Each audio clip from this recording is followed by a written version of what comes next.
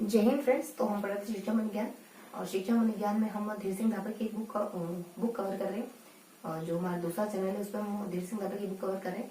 और यहाँ मैं आपको उसी बुक के नोट्स कुछ माइंड मैप के थ्रू बताती हूँ, कुछ फॉर्मेट बताती हूँ, जिससे चीजें आपको थोड़ा सा आसान हो जाए याद करना।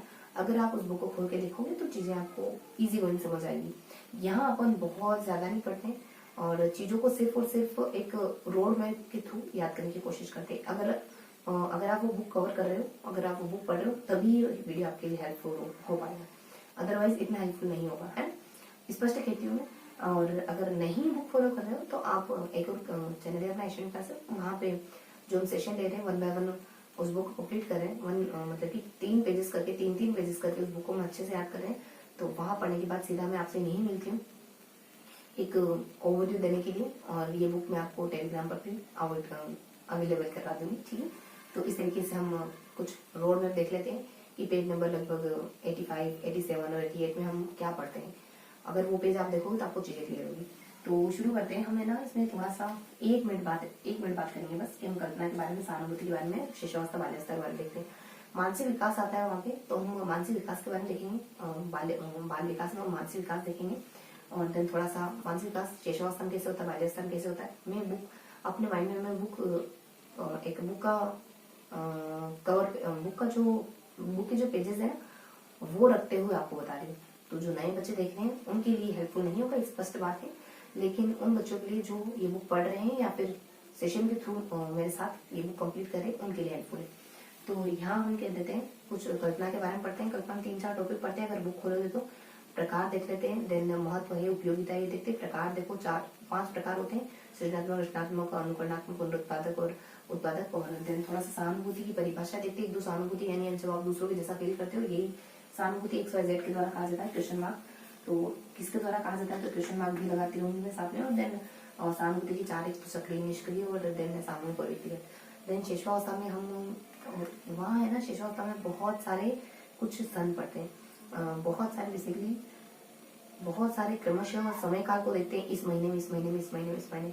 उसके बाद कुछ सालों के बारे में देखते हैं कि इन सालों, अमुक सालों में, अमुक महीनों में शिशुअवस्था में कौन कौन सी मानसिक प्रक्रिया है पल होती है। स्पष्ट तो देखो ट्रिकी तरीके से वहां देखा था। अब थोड़ा सा चूंकि अपन बहुत ज्यादा रिकॉल नहीं कर पाए, तो इतना ठीक है कि हमने क्या फॉर्मेट देखा था, एक फॉर्मेट पता होना चाहिए। फिर बाल्यावस्था में भी हमने समय काल देखा है, और समय काल के साथ हम देखते हैं कि अमुक समय काल में क्या क्या चीजें हैं। पर यहाँ तो कन्फर्म है। यहाँ थोड़ा सा अपन, एक सेकेंड, यहाँ थोड़ा सा अपन क्वेश्चन मार्क रख देते हैं कि क्या हमने इसी तरीके से देखा था या किसी और तरीके से देखा था। आप समझ गए होंगे। हम 3 स्टेप पे चल रहे हैं। फर्स्टली हम बुक रीड करें, सेकेंड सिर्फ फॉर्मेट बता रही हूँ, थर्ड आप टेलीग्राम पर PDF पढ़ोगे अच्छे से, तब जाके आपको बुक याद होगी। मिलते हैं सेकेंड स्लाइड में।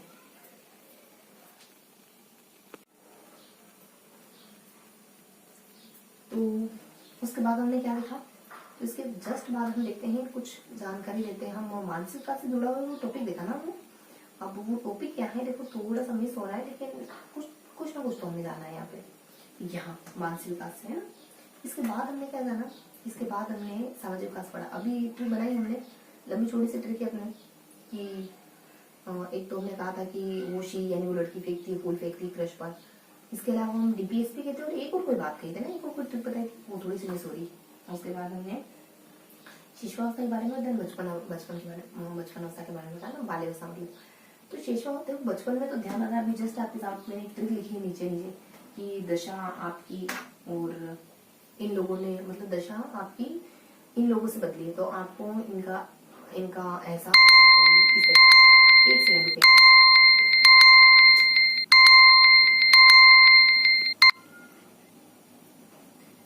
तो इस तरीके से ट्रिक देखिए। उसके बाद शिशुअवस्था का देखो इतना क्लियर कट आइडिया नहीं हो पा रहा है, लेकिन ऐसा लग रहा है कि हमने ना समय काल देखा है शिशुअवस्था में। समय काल देखा ना मैं भी, हाँ, तो हमने समय काल देखा है। और इसमें कुछ कुछ हुआ, अलग अलग कुछ घटनाएं हुई, या फिर ऐसा ट्रिक आती है जो शायद मे बी एस से शुरू होती है। उसके बाद बचपन में हमने एक ट्रिक देखी थी कि दशा आपकी इन लोगों से, ये तो ठीक है। तो इस तरीके से हमने पेज नंबर, कौन सा पेज नंबर अपना, देश है ना, तो ये पेज नंबर पढ़ा। और तो ये हमारा पेज नंबर 2 है इस सेशन का। अब मिलते हैं पेज नंबर 3 के साथ।